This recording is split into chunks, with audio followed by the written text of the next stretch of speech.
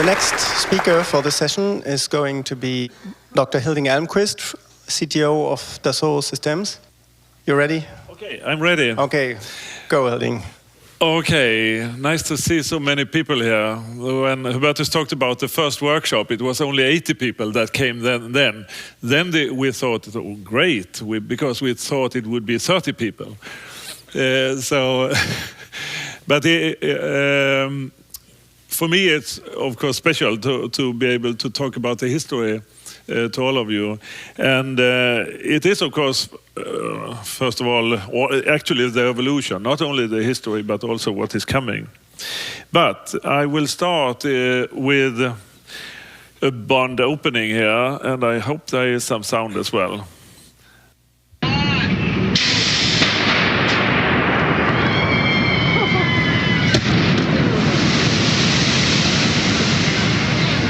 So, okay, that was just to open up, because I want to talk about, first of all, this modeling about the car, and in particular automotive applications within Modelica context. So that was the introduction to that. So I will return to this car several times. The second illustration is about parallelization. How can we utilize the power of Modelica to allow, since it's a declarative language, how can we utilize it for multi-core simulations? I have a warning as well. That is for something, version 1.0 of something, and probably you can see what I mean. I will come back to it and explain later. But first, I will talk about the history. And Hubertus had a picture of himself from 2000. This is something like 1975 or so. That's me. So, because I've been working with simulation for a long time, it's about 40 years, and of course I have 45 minutes, so it's hopeless to cover it all. So instead I wrote it down because I thought it would be a good idea to collect the history of the early developments of this technology, in particular before the Modelica even was that we collaborated on Modelica. So this is what I've done in this paper. So I will be giving only a very short overview of the highlights, and actually the early highlights. My background is that I started doing a master thesis in '72 regarding a simulation program called Simnon, simulation of nonlinear systems. And I had taken compiler technology courses then, so I thought, oh, this is perfect, this is fun. So I made a compiler really of this language, and you see some pieces of it. The novel thing was that I could handle sample data systems, so mixture of discrete and continuous systems. But I figured out it was a bad idea. When I was reading this piece, this report, by Sture Lindahl, who is actually sitting over there, special guest today. That's your report, you recognize it, right? Why is it so important in this context? Because, first of all, I understood that this program I written before was useless, because engineers wouldn't work like that. I mean, to convert all your equations to assignment statements before you simulate, of course, that is a stupid idea. So this report is actually object-oriented. To a large extent, you talk about all the equations for a superheater, for example. It's about a drum boiler turbine model. It talks about a superheater in this sense, just listing the equations. So object-oriented, and then there was a section to say, now we have the fundamental, the basic equations, how to solve them. But it was done manually. That is why it's so thick book. And it's fascinating also. Sture Lindahl had to sometimes differentiate equations. and a sort of a limited version of index reduction that you just needed it, and you did it without thinking about, the term index reduction was not there yet. So many of these things, and of course algebraic loops because of neglecting dynamics and so on. So what you did, you unrolled Newton's algorithm 3 times, for example, and these kind of things, and solving linear systems of equations. This was inspiration then for me, and I know exactly when it happened. It was April 15, 1976. Then I got the idea, making an object-oriented language, really allowing equations. And another thing that was important then was object-oriented, of course, but also physically oriented connections. So you could declare what are the variables involved in coupling two subsystems. And you see some examples over here. It was called cut then. So this is a cut, for example, for an electrical circuit, just telling what are the variables. And I had a slash indicating that some of those variables should be summed to 0 when you connect several components in a point. Okay, so this is the comparison then. That was actually my thesis advisor, Åström, that thought, show it. And this is how condensed. It was 8 pages of equations then, coded in the same model, coded in Modelica. In Daimola, because the language was called Daimola, Dynamic Modeling Language. There were systems of equations, as I said, and then I wrote a program also to handle it, doing this structural analysis. So in my thesis, you can see all this, what kind of algorithms are needed. And the only trouble, for me, it was successful, except one thing. Too small amount of memory in the computer I used, a big Univac 1108. So hopeless I could handle 250 equations, that's all. So I stopped working on this in 78. Then something happened in 92, and that is, many of you know this book, and François is sitting where? There is François Sellier. I was in Toronto then, and I heard from a colleague of François that François was working on a book, and I got the manuscript, and I was completely overwhelmed that someone was interested in the work of my thesis. So we started collaborating then, and we wrote a paper also for a conference in Napa.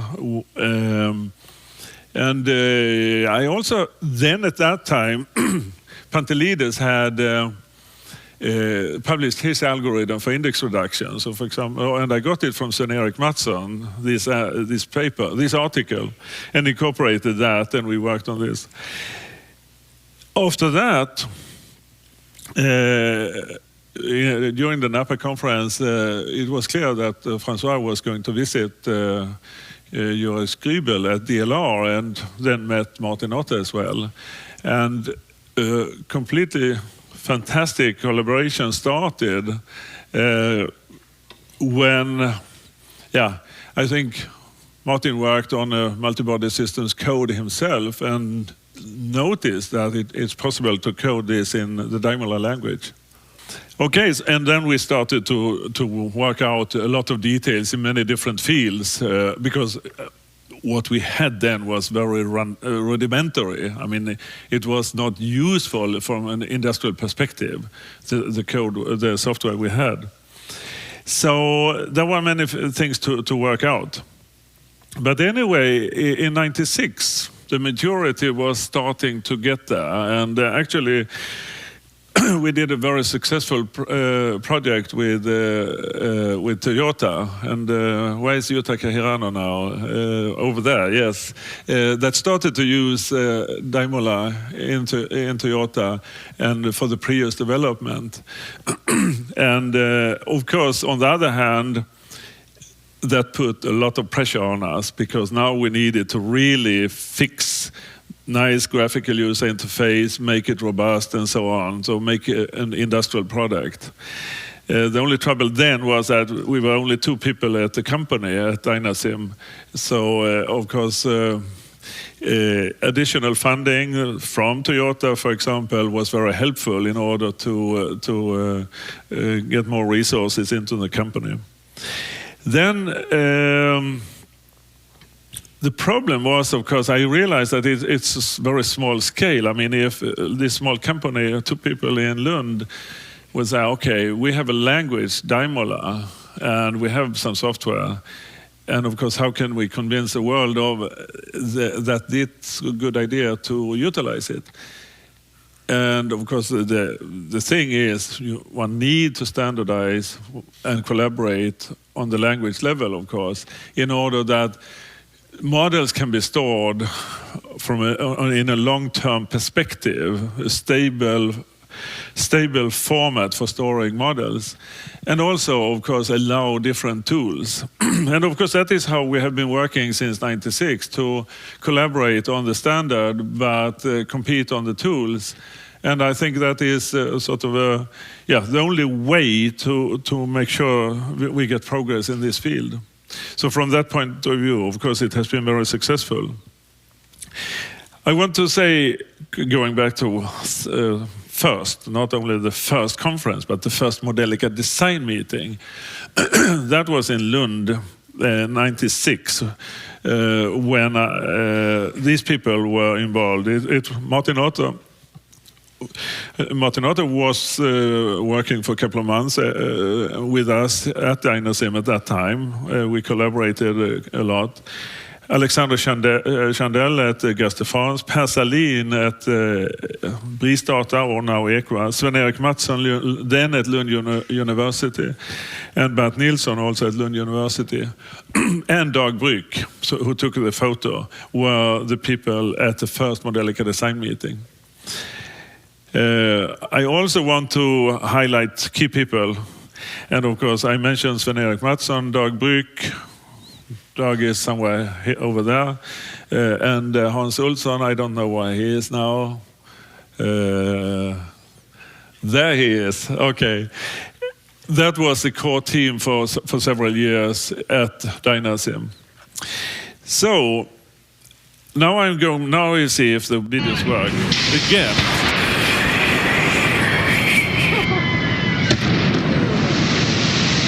Now I will talk about what I call Modelica-based systems engineering instead of model-based, because I think Modelica can have a larger role if we couple it to 3D. And in particular, requirements, for example, often you can express those as a scenario very early on during the design, in the design. I will highlight how this can be done and why this is important, and I have a proposal at the end as well. And in particular, I see Modelica as an architectural language. It's not only differential equations and all this stuff, but it's also very good architectural language, which you will see later on in videos. I have instead of a V-cycle, I think it is more complex than that. So V-cycle is not good enough to represent the different activities.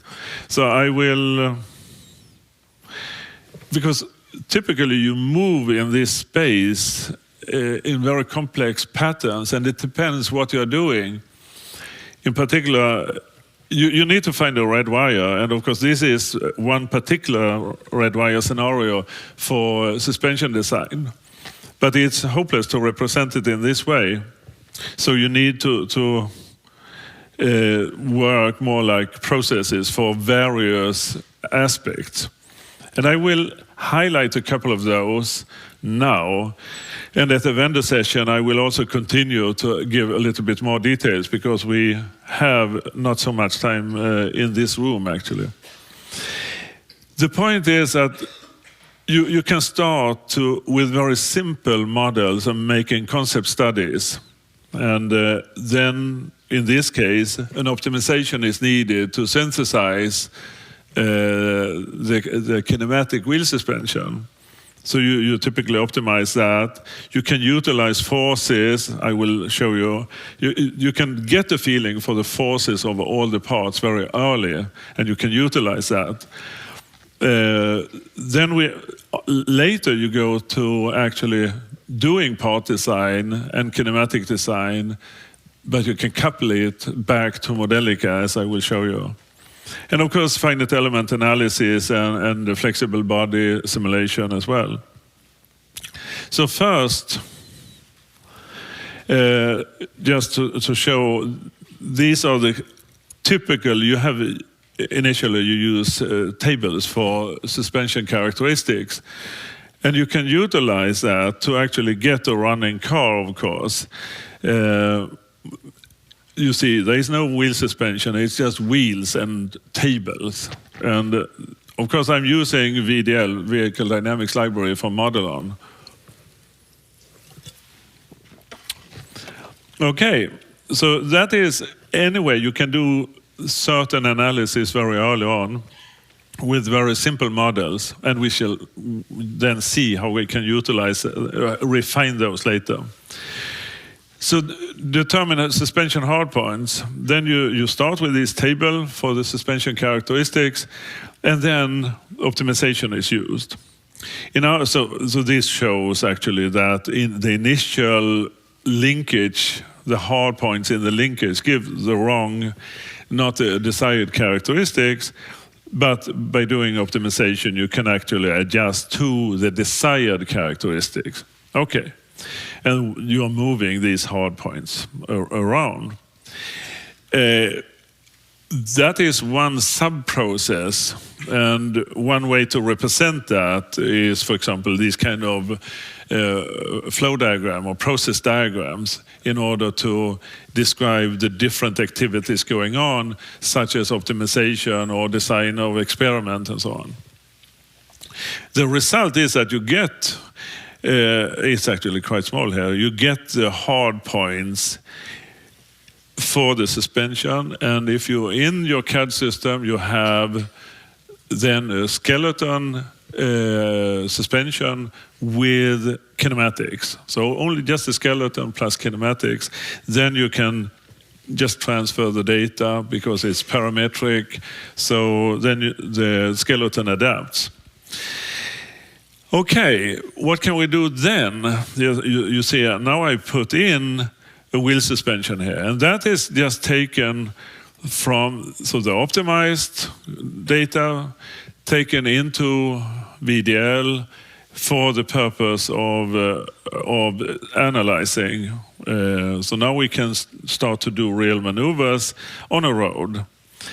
But the nice thing is that we can start to record forces as well.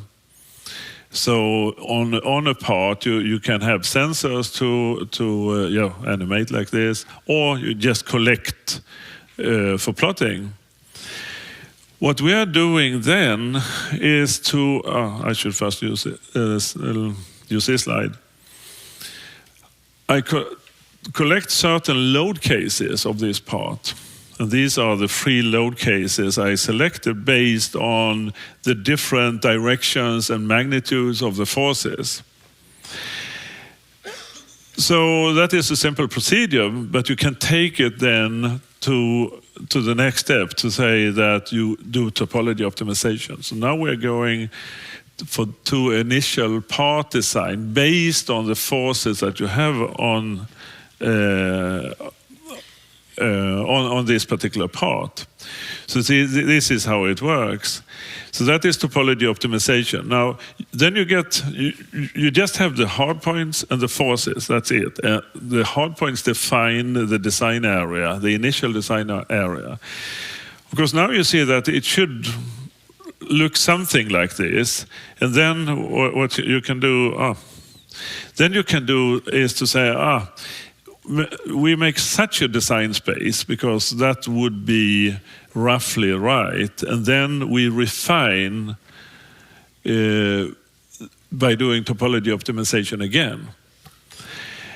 And after that, of course, you get a sort of a rough design which you need to polish up, and actually what you do next is to oh, this is not running.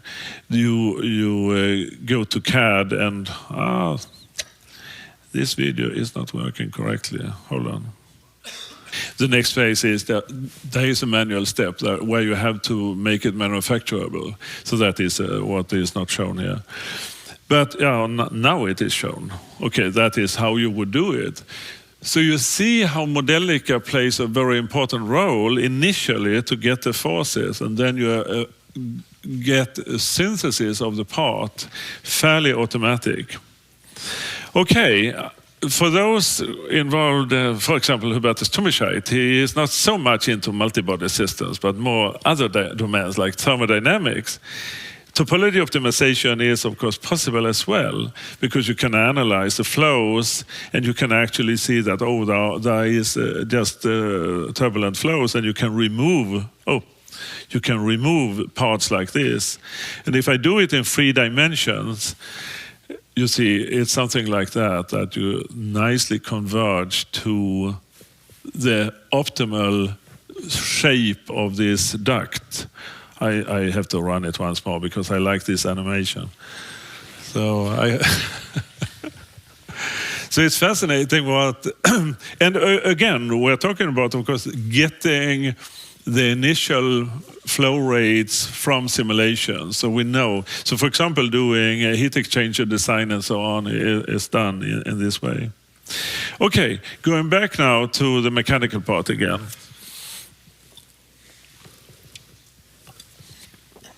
What we can do, we had these skeletons, and of course, then we can put back parts on it. When we have the design of the parts, we put them in the skeleton, and we have a kinematic model with parts. Now we need to be able to simulate that in the various contexts. And what we do, and we have talked about it earlier, is to generate corresponding Modelica representation automatically. In this case, we need to put these kinematics into the car later on, because this is just pieces of it. So then in the CAD system, you just say you publish certain frames, and these are the published frames over here, which means that then you can connect those to rigs, etc.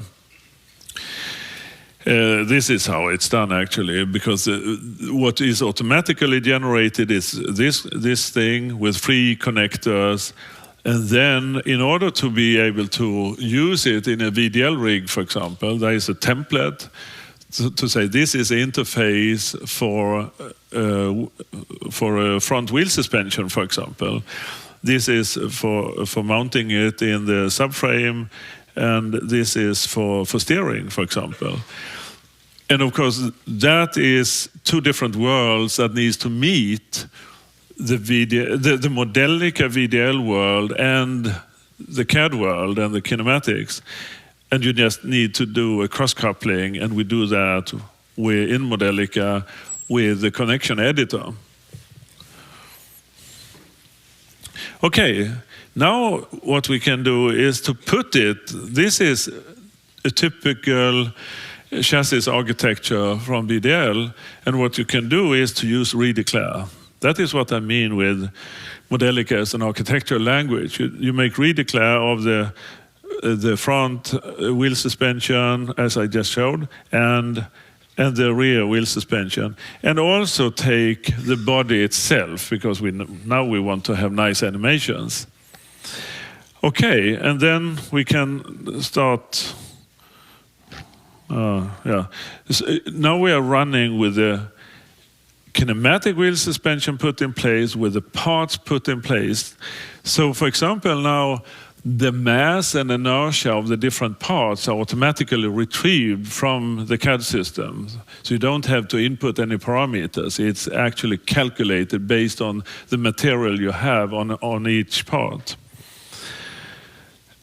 And of course, you can start over here, you can see a close-up of the, close-up of the wheel suspension. Now, this video was actually done before the final design of the topology optimization, so it's not exactly the same part, but it could have been. Okay, the next thing is then that we talked about it earlier, that we can calculate the forces. We could have done this. Now this is, or not calculate, but retrieve the forces from the parts. This could have been done on a new suspension. I just used an old video from VDL. The purpose is to take all this data and feed it to finite element analysis, so you can see during the maneuver we're doing how is the behavior, what are the stresses on this particular part. So that is applied as external loads in the finite element analysis. Okay, then I skip certain steps that I will talk about in the vendor session, like clash detection and so on, to make sure that there is space to move for the suspension, and only show this is what is called a car blur. So it's an own design at Dassault Systems that we use for demonstrations like this. And of course now you cannot see the wheel suspension, because now I put the body as not transparent body. In the previous animations I showed transparent body. Okay, so that's the point is, of course, that the coupling between 3D and Modelica is absolutely necessary. And there are many obstacles actually concerning coordinate systems, how you measure, in what coordinate system are you measuring forces and so on, and get it all consistent. But it can be done, and I think it's important for the future, as I will explain a little later. Another point that I want to briefly bring up in this talk is the possibility, because if you do modeling in this way, what will happen is that you get lots of parts, many degrees of freedom, and of course if you go from CAD, it's all kinematic, so ideal joints, but what is needed for detailed analysis is that you replace the kinematic joints with bushings and so on to get a more detailed model. So then you get large models, and for example we have one case here with 150 degrees of freedom and we want to simulate that in real time, and we do that by using inline integration. So discretizing the method, the implicit Euler method, putting it all together with the model equations, doing formula manipulation, computer algebra on that for optimization, and in particular also to parallelize the code. We also use some tricks to do decoupling. So for example, these are decoupling elements to say that, okay, we have a large mass to which the front and rear suspensions are coupled, and then that we can use certain tricks that are numerically fine. So we get the speed up of that, and then we also, for example, if we, in this case, running on 4 cores, we got a speed up of 2.8 by using multi-core technology. I will talk about all this in a presentation later today. But then we achieved the CPU time per step of 0.3 milliseconds.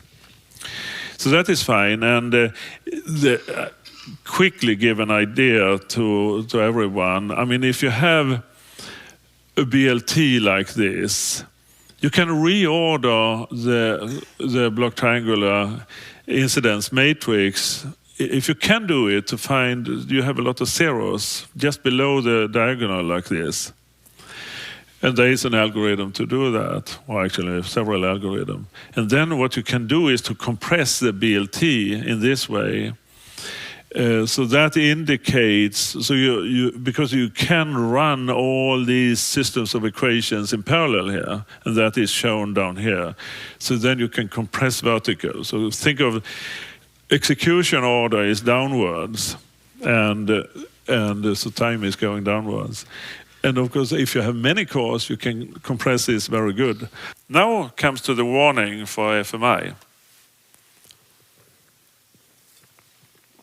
What I mean is that if I want to convince all tool vendors to quickly support 2.0, and I want all the users to quickly stop using 1.0 of FMI, because we have seen that quite a few problems occur because wrong partitioning of the model, in the sense of it's not loosely coupled subsystems, it's tightly coupled subsystems. And if you use FMI 1.0, then it's not a good idea, in particular if you use co-simulation, because you get often wrong results.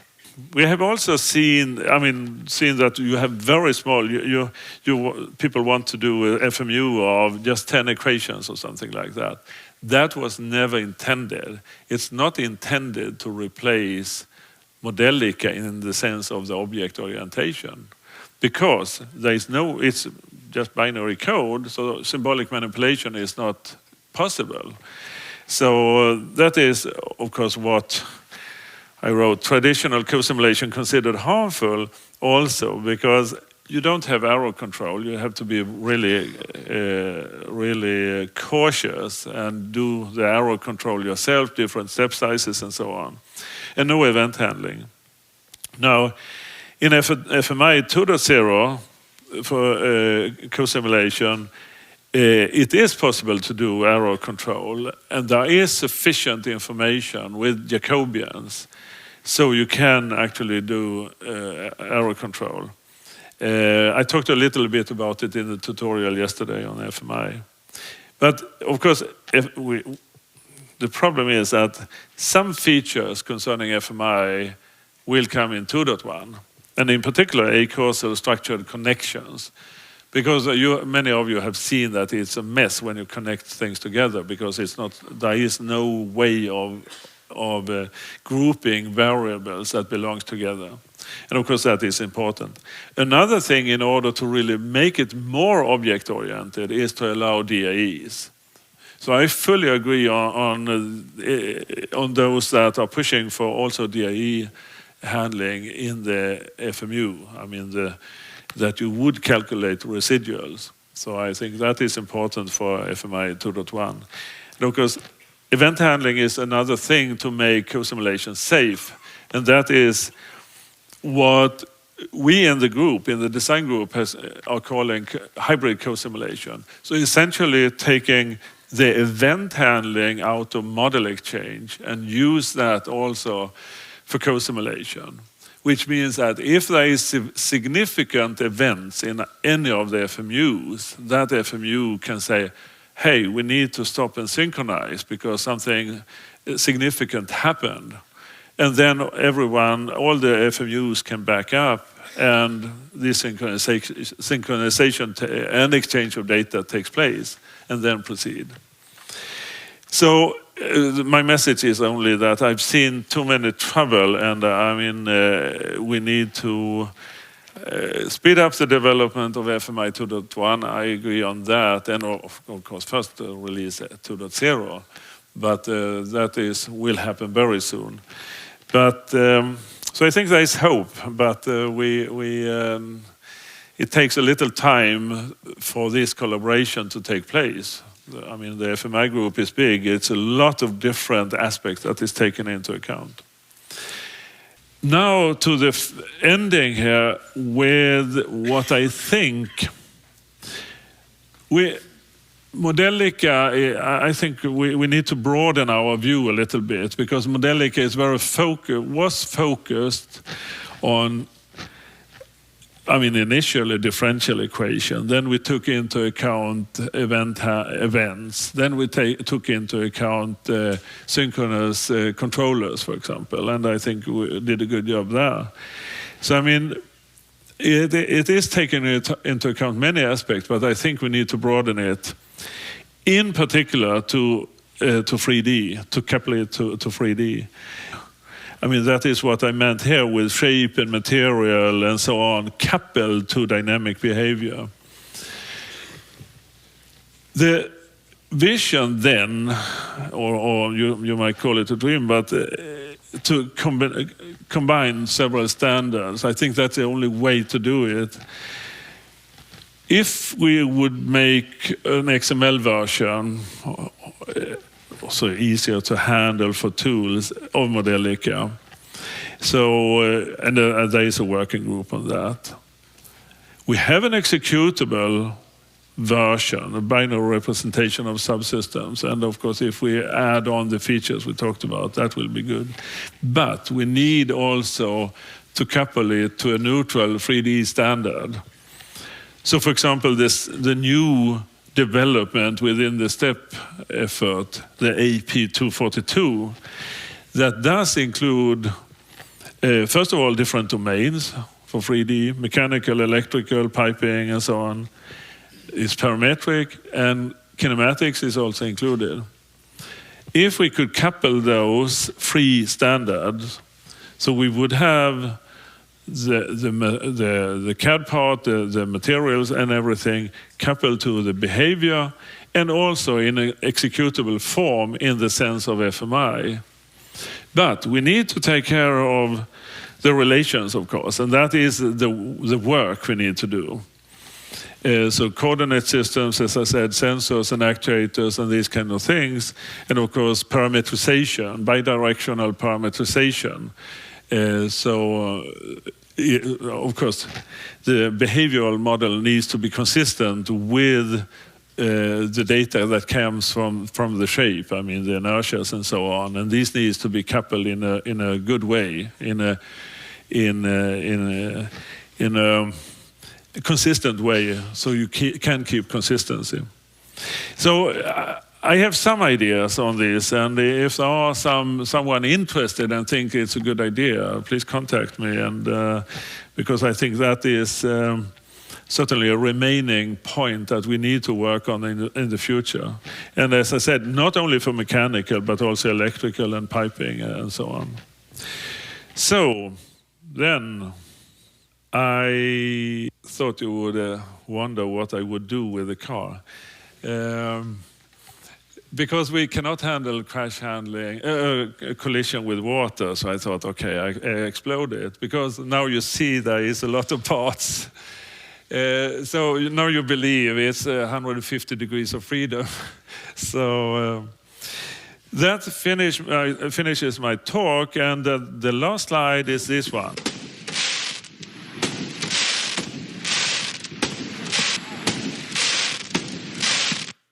Thank you very much for a great collaboration.